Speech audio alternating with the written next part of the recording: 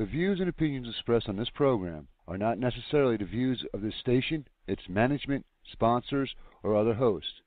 If you have any comments or suggestions about this program, please contact us at radio@usaebn.org. That's radio@usaebn.org. Welcome to a new Zeta Report here on USA Emergency Broadcasting Network. We are live first Mondays of every month on this channel and also on the YouTube channel for Nancy Leader. My name is Andre. I'm with the USA EBN, and I'm excited to be joined by Nancy Leader from Zeta Talk. Nancy, are you there? Well, I'm going to push this button right here. I am. I sure am. And hi, I sure am, Andre. Hi. And this month, I wanted to talk about survival basics, and we've touched on all these issues in the past and gone in depth on them on the USA EBN show. But I want to go through one more time. Just get your pencil and paper ready in case you've missed something that you need to have in hand, or a book you need to buy, or something like that, because it's going to be a fast trip. And I've asked Andre to jump in with more detail because we have covered this in more detail. So this is not an exhaustive discussion. Before we get going, let me do our standard disclaimer. In partnership with USA EBN, Zeta Talk and the Zeta Report will be discussing the challenges of living on a planet beset with change, rising seas, increasing earthquakes and volcanic activity, weather gone wild, especially lately, and the worry of what to do in a worst-case scenario. We will also inject Zeta Talk prophecy on what is coming next and advice on readiness plans and safe locations. Whenever Zeta Talk is quoted, please remember that prophecy is not fact. It is opinion. It only becomes fact when it happens, which, by the way, is happening increasingly for Zeta Talk predictions. The Zetas are remarkably accurate but have been wrong on occasion. Bear that in mind. For more information on this subject, please visit zetatalk.com or the Zeta Report on YouTube. We try to prepare the public for worst catastrophes. Today we are presenting a quick trip through the best survival tips. These have all been presented in depth before and are available in the USA EBN archives or the Nancy Leader YouTube channel. Whether or not you anticipate another crustal shift caused by the passage of Nibiru, as the Zetas have predicted, imagine that you are naked and afraid. You have nothing. So now what? Buckle up for a fast trip through first aid, shortwave radio, temporary shelters, fire starting, safe water, outhouses, homemade soap, hand tools, levers and pulleys, edible weeds, bugs and worms, eating rodents, vitamins in nature, chickens, goats, flotation concepts, houseboat communities, fishing, urban gardens, best water plants, lysine veggies, wind and water mills, and wood gas cars. Whew. And after any catastrophe, the first matter to attend to is first aid for the wounded. Have a first aid kit and get familiar with CPR techniques. Roads may be blocked for a long time, so assume your group will not be fortunate enough to have a doctor or dentist. Get some books. The Troubled Times info on such books, hosted on the Zeta Talk websites, includes many such as Special Forces Medical Handbook, Ship's Captain Medical Guide, and Emergency War Surgery. I mean, what would you do if you had to set a leg, or there was a hemorrhage, or some woman has gone into childbirth a little early? Be prepared for this. It may be thrown in your lap. Before all your batteries run dry, try to establish contact via shortwave radio. Get a crank radio, if possible, used by the military for field communication. If you don't have some ham radio operators in your group, get a book. This will help you understand the size of the catastrophe in order to gauge if help will be coming, or if you are on your own. It will likely be the latter. My brother bought me a shortwave radio crank, sweetheart that he is, and I'm sure it may come in good use. Nancy. Tarps. Yeah? Nancy, where did he Yeah. find it? Where did he find that radio? Because I'm familiar. You know, well, it's not at hand here, and I'd have to go and get it no. and tell you later, It, Andre. You know. is it military surplus though? Is it like an old war radio or something? No, it's brand new. The new. You know, Oh wow. brand Okay. new in a box. So it's Yeah. so you could find it out For there sale. somewhere to just Google Google it or away. something. Yeah. Yeah, Google All right. it, Cool. guys. Yeah, good for you. What to do when your house blows over and the whole neighborhood is a pile of junk? All that is needed to keep the rain from falling on your head is a tarp. The versatile tarp is often in the garage or among the camping gear. Tarps can repair a leaking roof on an otherwise intact home. A tarp can make a tent or block the wind. If placed overhead, a temporary kitchen fire and eating area can be sheltered. They're very versatile. And mainly what I'm mentioning here is get the rain off your head, because you may be in the cold rain, in the drizzle for days and days. And this can really get you down. And to say nothing of, where can you sleep? You can't sleep. All your bedding gets wet. Aye. So make sure you have tarps on hand. Halcon fire starting. Assume all your utilities are broken, and they would be during a crustal shift. You will have no water or electric.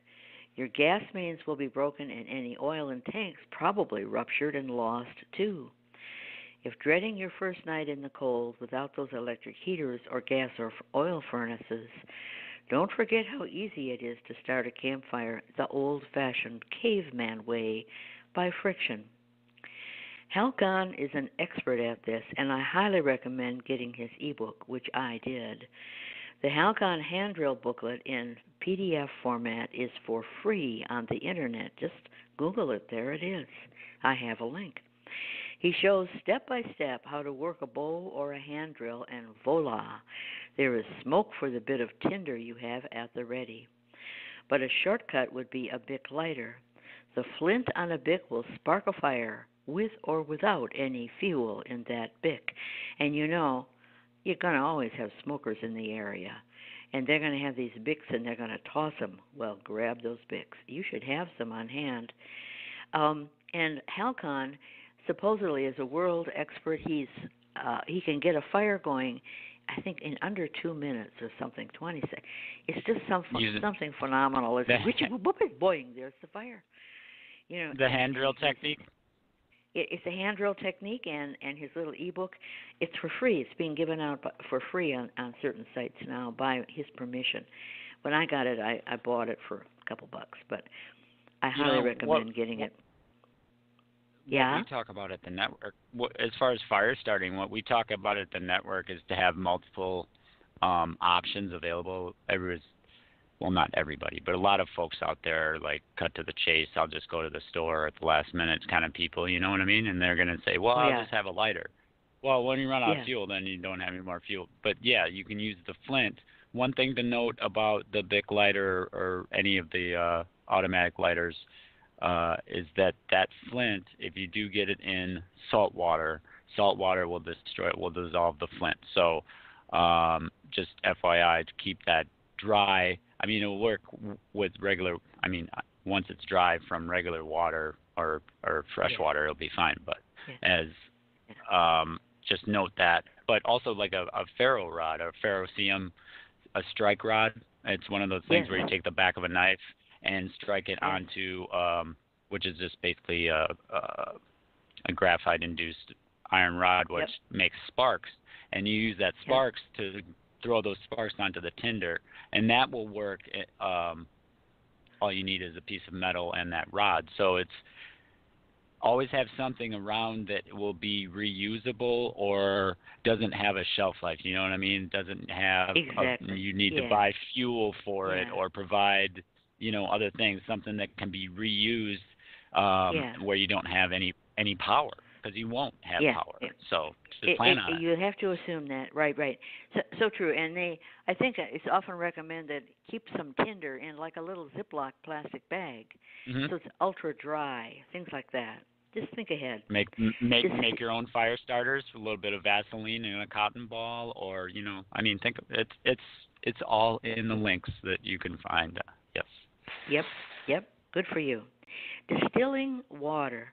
What to do if you live in an area where your drinking and cooking water has been compromised by a toxic mix. The Zeta suggests distilling your drinking water, as this gets rid of parasites, germs, heavy metals, and anything subject to being vaporized, like petroleum contamination.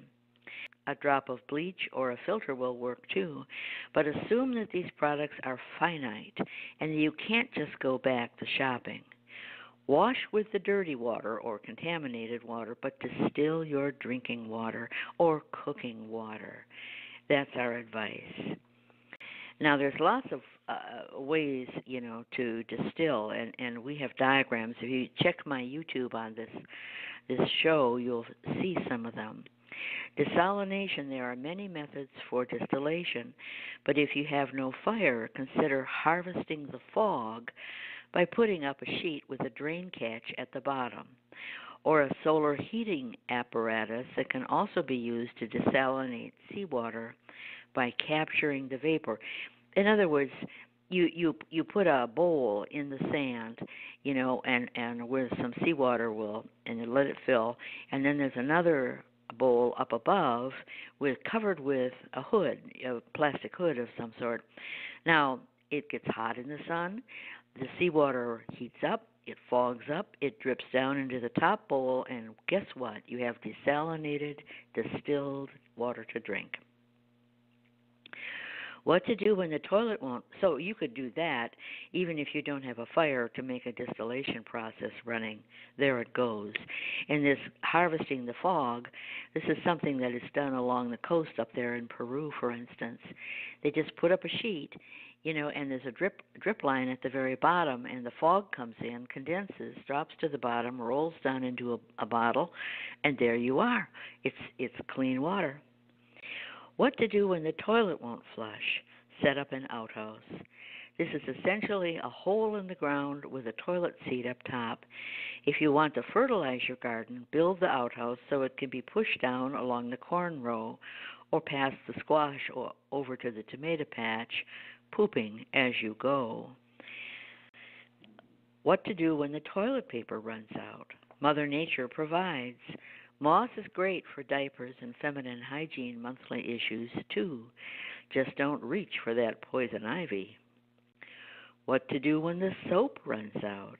Homemade soap is no mystery. It is essentially wood ash and animal fat drippings or oil cooked down and poured into a mold. What do you think the pioneers did? They made their own soap. And people do it today just as a hobby. You can find lots of information and recipes out there. Just be aware of the process. Wood ash, some kind of oil, and there you go. Assume the grid is down and your electric tools are worthless. Hand tools are not in fashion except for hobbyists, but after a hurricane they might be amidst the trash if someone's garage or barn got affected and tossed about. Any homestead where generations of a family have lived is likely to have them. I do. Grandpa, my grandpa made furniture down in the basement, and there they are. They are also for sale as new on the internet. Get inspired by watching the movie Witness, where Harrison Ford helps the Amish in a barn raising. Hand tools all the way, and with the help of a dozen or more hands, the barn is up by supper time, and it's a fun movie. If you try to go out and watch the real Amish, you get into trouble. I asked if we could film them, and they said no. They have a religious... You'll notice if they're on TV, they're always one of these fuzz marks in the face. But in that movie, The Witness, you can see all what they're really up to. It's just great. When it is apparent that you must rebuild a shelter from the junk using intact roof or wall sections, don't forget the simple physics of levers and pulleys. 2 kids on a seesaw at school. One is heavy, the other a lightweight. Place the heavy one close to the fulcrum and the lightweight one at the far end, and they can saw away. For pulleys, wrap a cord around a pulley wheel and the weight is half because it's now supported by 2 cords, not 1. Run the cord through yet another pulley wheel and the weight is now a quarter. Fascinating. And, that way some little woman can, lift an elephant, presumably. Okay. Duckweed. What to eat when your canned or dried goods are run out and you were not wise enough to establish gardens or herds or flocks beforehand. You may be forced to forage until you and your partner can establish gardens.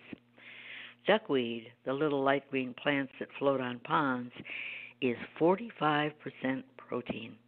For comparison, soy is only 36% protein. A kudzu patch will feed you too. Everyday weeds such as plantain and dandelions have vitamins and minerals, as well as calories. I read recently that some people are making protein powder out of duckweed, and that's new. And you find that around the world, really, on ponds and marshes. Very versatile, and they're tiny, tiny little plants, that are about, pinhead size. There's a little root hanging down in the water. Very munchy, probably very tasty. Okay, earthworms. Most people cringe when I say eat weeds and bugs, but you can survive and be healthy on bugs and weeds. Earthworms are 82% protein and are high in omega-3 as their essential oil. There are tricks to drive earthworms to the surface using electric shock, but if you have a manure pile or even some coffee grounds, you will find the worms in the dirt nearby, or you just, take a pitchfork and turn the soil, and there they are. If you have any chickens, they'll be right at your feet because they love those earthworms. Crickets, grasshoppers, and grubs are nutritious. Roast them over a fire or mash them up and make a soup. A trick to get fly grubs is to wrap roadkill in a plastic bag after the flies have laid their eggs.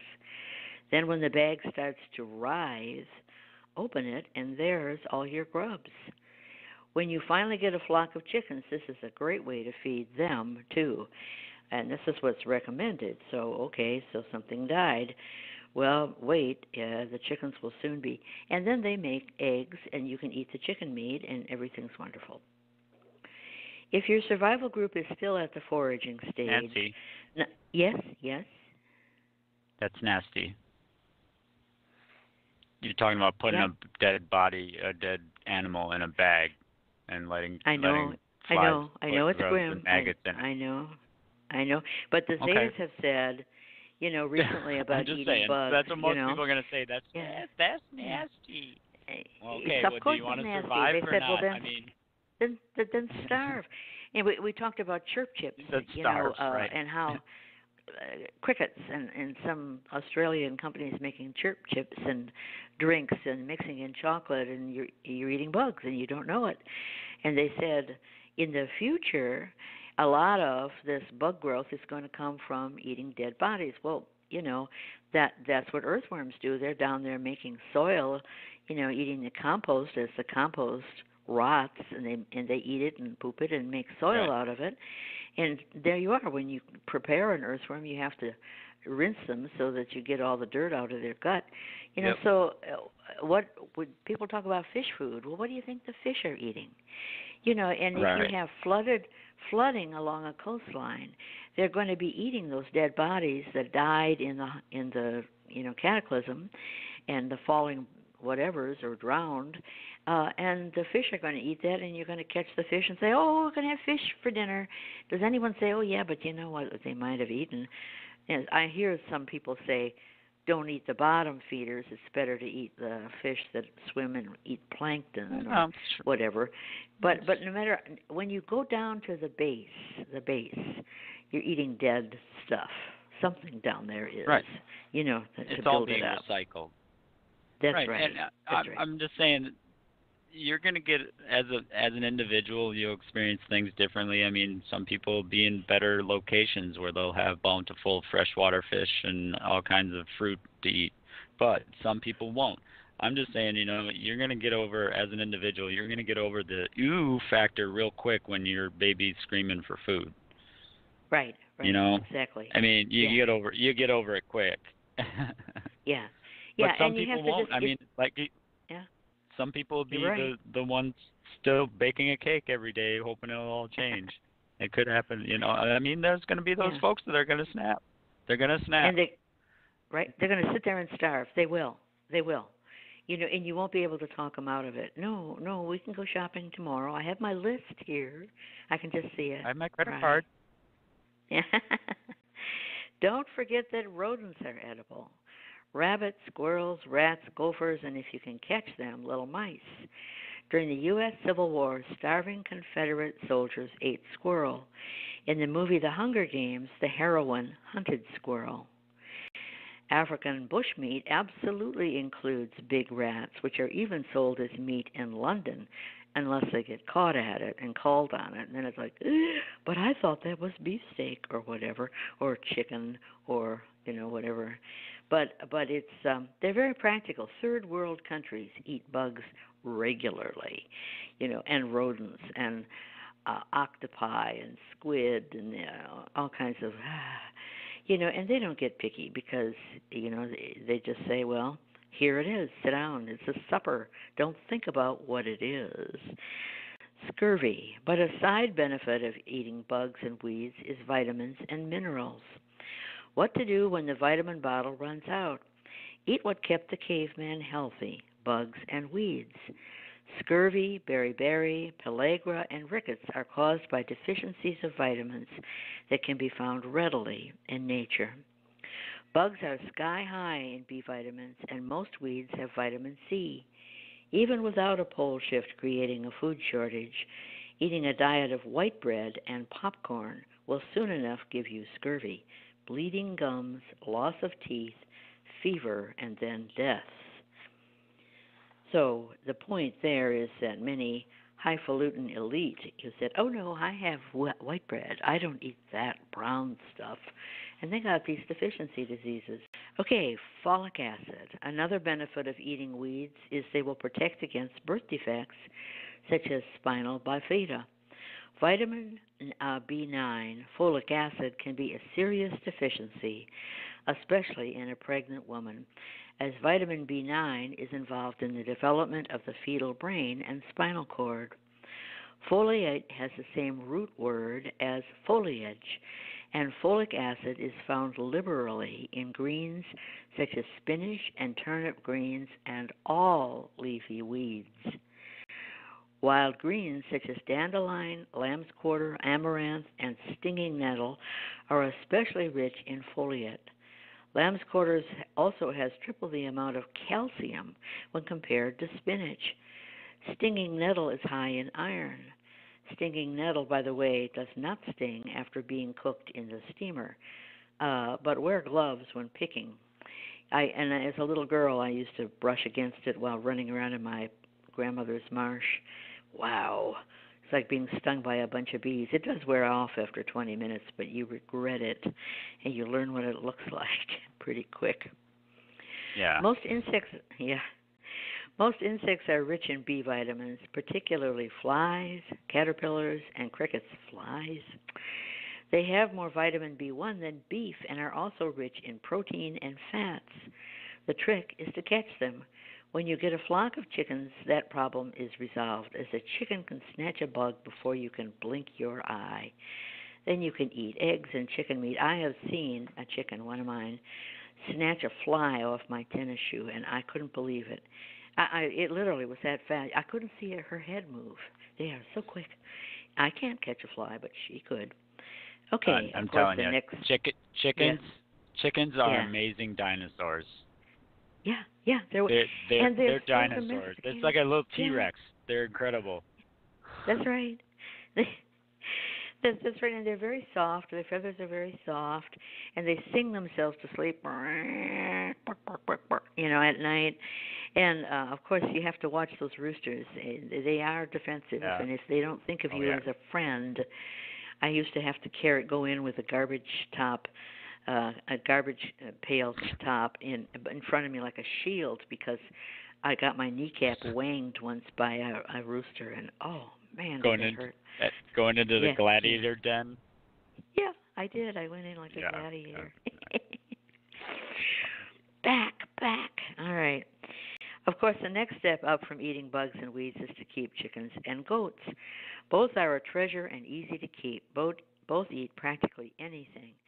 I used to toss my chickens melon rinds, and they would consume the whole thing.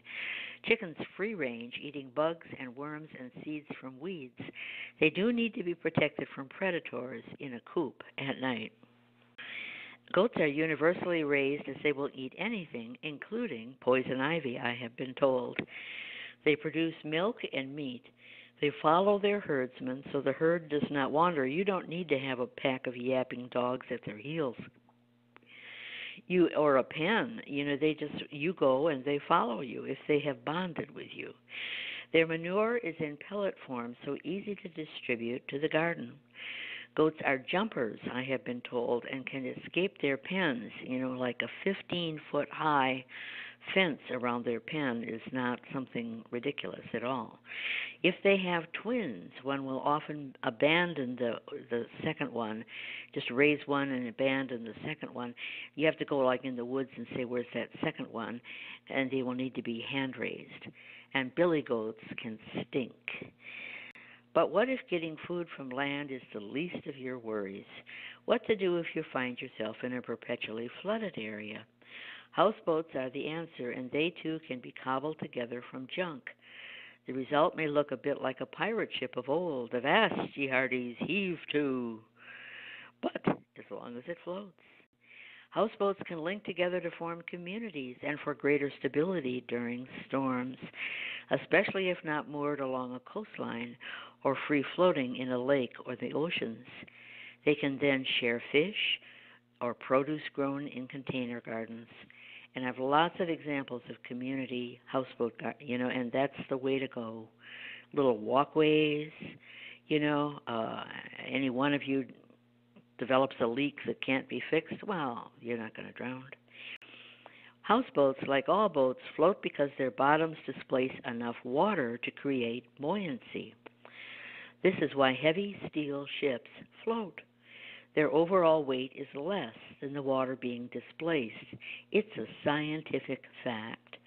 To float your boat, you only need a hull or objects under the houseboat that hold air. We did a whole USA EBN show on houseboats and flotation, as I recall.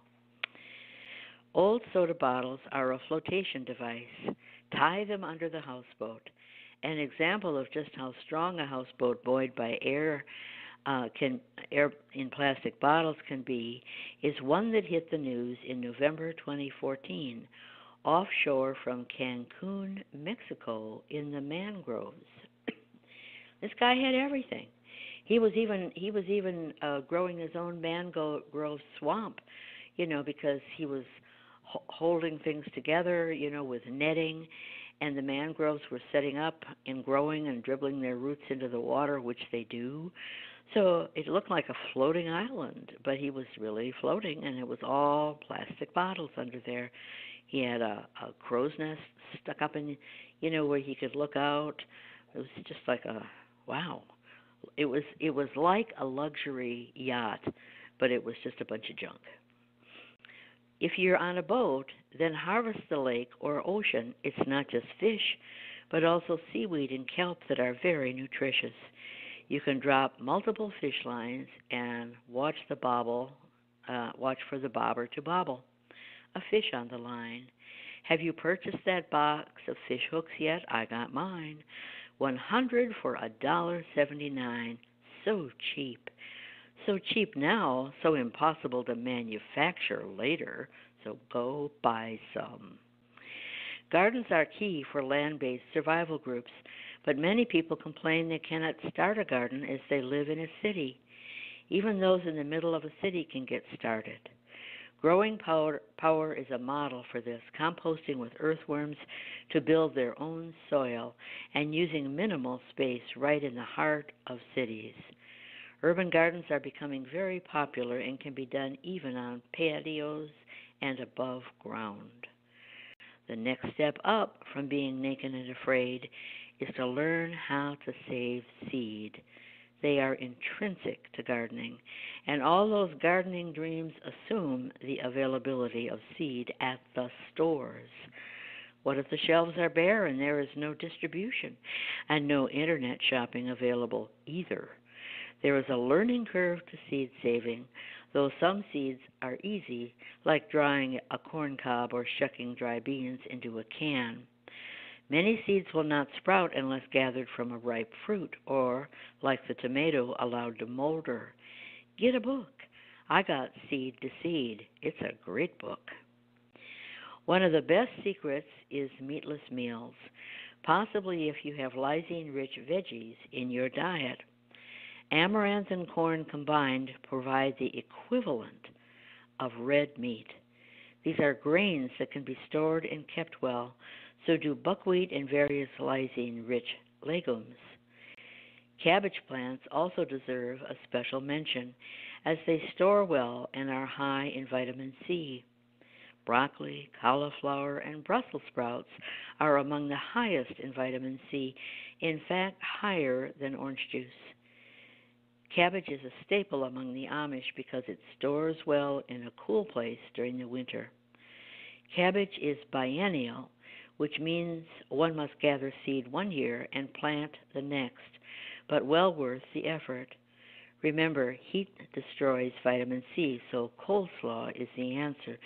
Yes, if you're going to get into cabbage, you have a root cellar.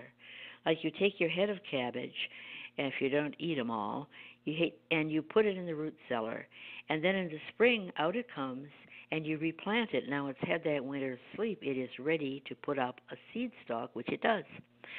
So you always have a bunch of new cabbage that you're growing to eat and a few to put in the root cellar. And, that's the seed road over there where we're going to gather seed.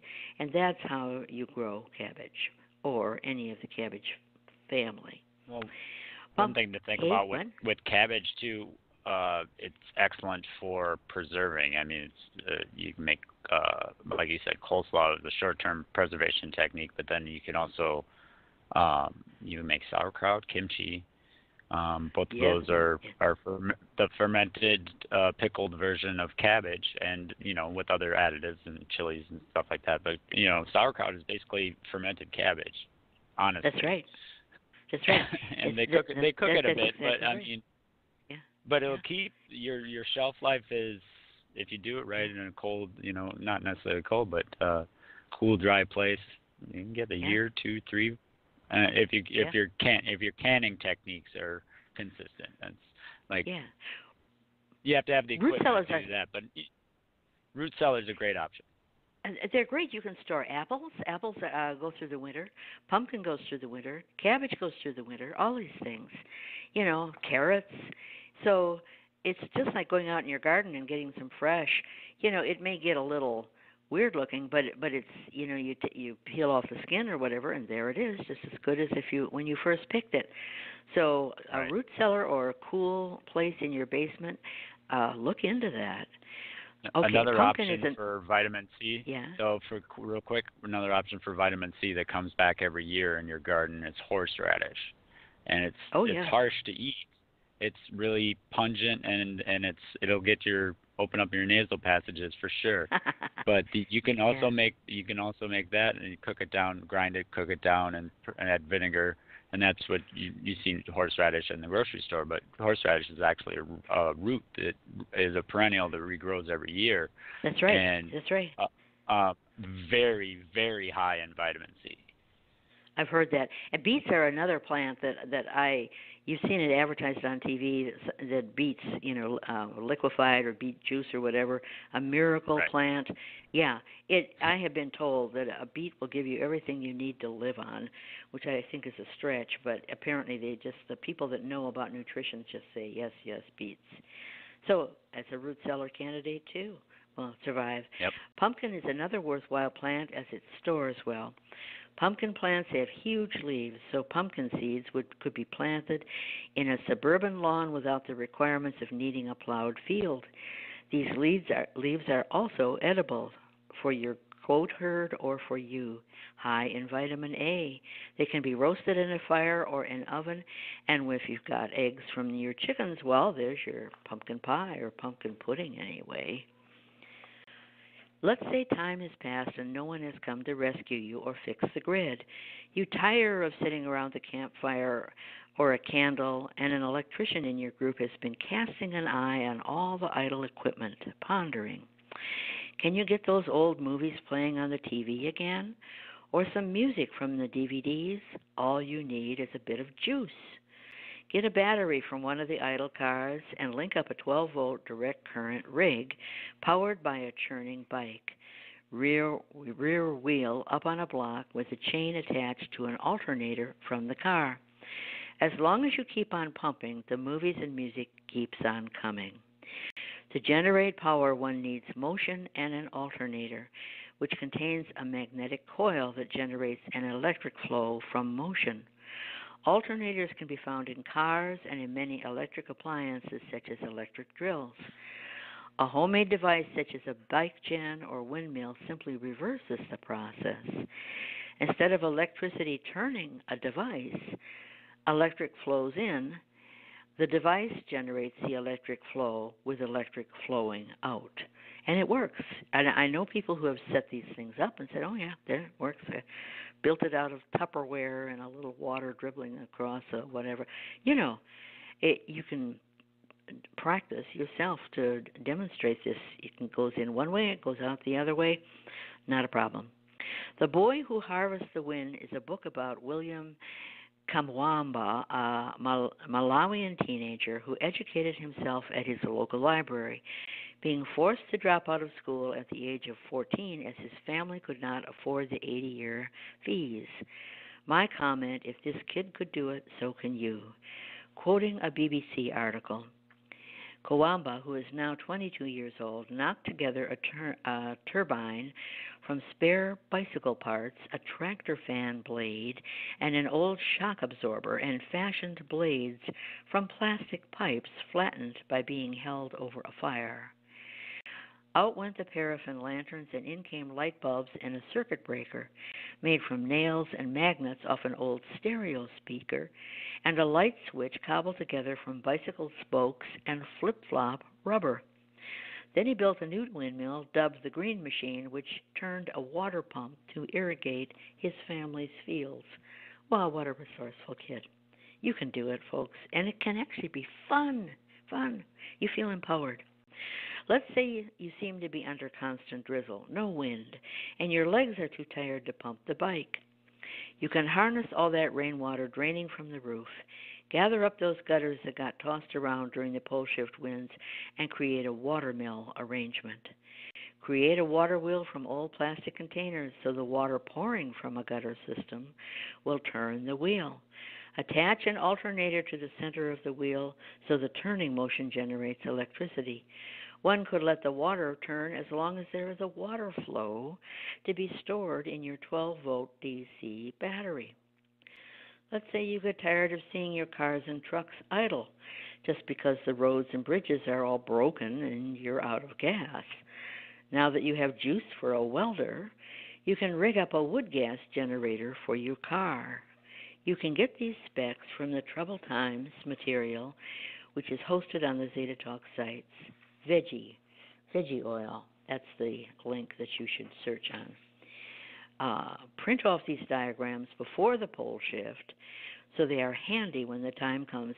And these are actual use in Finland during World War II, and this guy had an old Volvo that was rigged that way, and he drives it still, and it works. You just throw in some chips and off the road, down the road you go. So it's not theoretical at all. Clothing falling apart, did you forget to pack a needle and thread in your bug-out bag? Like fish hooks, needles are easy and cheap to buy now, but impossible to manufacture later. If in addition to your goats you have bartered for some sheep, you will have wool as well as meat and their excellent sheep cheese. Then you can knit scarves, blankets, footies, and be snug. So I have mentioned a few things like get a crank radio, shortwave radio, get first aid books, garden seeds, and a book like Seed to Seed. Get the Halcon Hand Drill ebook. That's on natureskills.school/articles. Get it make sure you have tarps, fish hooks, needles and thread. Print off the wood gas diagrams and go looking for hand tools at yard sales or get them off the internet. And that's it for me. Andre, I managed to get to the end and without being cut off by our automatic cutoff. And we have a moment to mention all the storms and flooding and tornadoes going on in the U.S. and how we might, it could turn into a drought tomorrow because that's the way the weather goes. Drought and deluge alternating, something the Zetas predicted in 1995, and I can't say in the opinion of the Zetas anymore. It's happening all over the world. Food shortages, if we get a drought. And then the problem is, and here comes the rain, and the soil is so dry, everything just runs off. But we're just being devastated between the hurricanes on the East Coast. It not only affects the people that are dealing with it, like the flooding. We saw this in Houston. USEBN was on the ground for that one, and the hurricanes that have been coming through. Although last year was a little bit light on the hurricane traffic, but you think about it. Everybody thinks that they're going to have everything and have access, and you're looking at what's going on right now. Not to mention just the fact that nobody's planting in the breadbasket of the United States. That's a problem. And most of the farmland is underwater, and then you have the runoff, like you said, it just takes all the fertile soil and just washes it right off the top, and then you're left with clay or whatever. It's crap. But there's several, the Missouri River crossings, only 20% are open right now. Yeah. So that's affecting traffic right now, and this is, we're not even into pole shifts yet. This is just the wobble weather, I think. I mean, that's what it looks like to me. Is just like we'll talk about it right. more on our next episode. We're going to delve into it much more. But yeah, we're getting it right now. Yeah, exactly. And this is really a more severe wobble. And people who don't believe that's going on, we have a little lady here in Wisconsin, Mrs. Sakamaki. Every day she goes out, morning, noon, and night, and as long as she can get a read on the sun, according to azimuth, east, west, north, south, she's exacting. And when it rises and when it sets and when it was predicted and where it was predicted to be, and does a comparison.